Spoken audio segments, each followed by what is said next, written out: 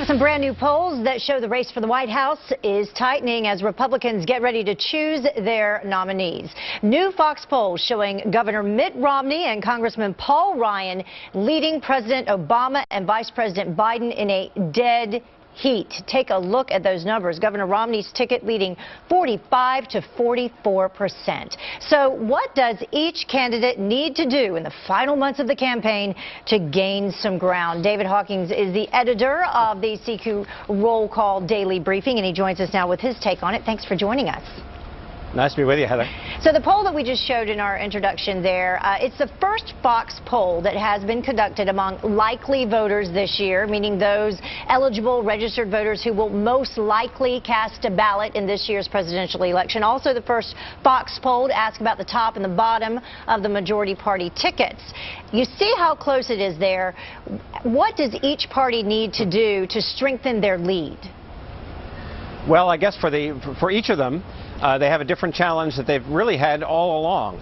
The president has got to notch his approval rating up by a couple of points, and Mitt Romney's got to become a little bit more likable. It's amazing that we're this close to the election, and as your head-to-head matchup shows, only 11% of the electorate says that they haven't made up their mind.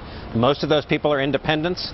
What your poll also shows is that Mitt Romney is doing considerably better among independents than the president is by about 10 points. Yeah, let's 42 actually, to 32. as you're talking about that, let's bring that poll up. Independents, they were vital to Obama's victory back in 2008, backing him over Republican John McCain by 52 to 44%. And as you were saying, with this poll, take a look, 42% Governor Romney there. You expect that trend to continue? Well, that's certainly what Mitt Romney is hoping for. If it does continue, then he will do well. But what your poll and some others also show is he continues to have, Mitt Romney does, what they call a likability problem. Both of them are equally the same, your poll shows, on the trustworthy number.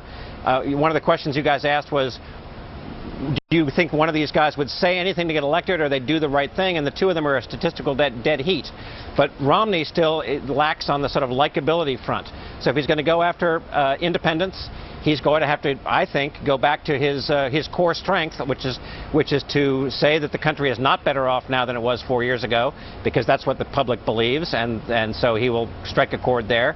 And he's also got to say that the president's not a good steward of the economy, and he'll do better, and that should strike a chord because the polling sticks up for that as well, as it has all year long. So really what's amazing is the themes aren't changing. The closer we get to the election, the fundamentals of this election aren't changing. Very small number of people that are up for grabs, and the same kind of themes. Yeah, well, I want to take a look at some of the issues. When you talk about the fundamental issues, first of all, the big one, Medicare. And we have a Fox poll on that one showing that slightly more voters trust the Democratic ticket by just 3 points to do a better job protecting Medicare and ensuring it's there for future generations. How do you think both tickets will handle this issue in these final weeks? Well, I think that's fascinating. I think that is a statistical tie, given the margin of sampling error. So it's essentially they're deadlocked on this. Now, what Mitt Romney obviously tried to do to get ahead on that one was to pick Paul Ryan as his running mate. Paul Ryan, who's made his career in Congress as the champion of some pretty big changes in Medicare. This was a known gamble. So far, it doesn't seem to be working in the last week or two that we've had Paul Ryan as the running mate. Paul Ryan, however, your poll shows, is doing considerably better than Joe Biden just as a human being. So which one do you think is the stronger candidate? You're going to probably show that one. Right. Paul Ryan does much better, 10 points better. While at the same time, people admitting that they still need to learn a little bit more about him. But I do want to close on this final poll, and I've thought this poll might be the most significant. By a 17-point margin, voters say that the country has changed for the worse in the last 4 years rather than for the better. 46 to 29%. 1 in 4 saying that it hasn't changed much either way, though. Is that poll the key for the Romney campaign, and is it the Achilles heel, so to speak, for President Obama? Oh, I think that's the big number.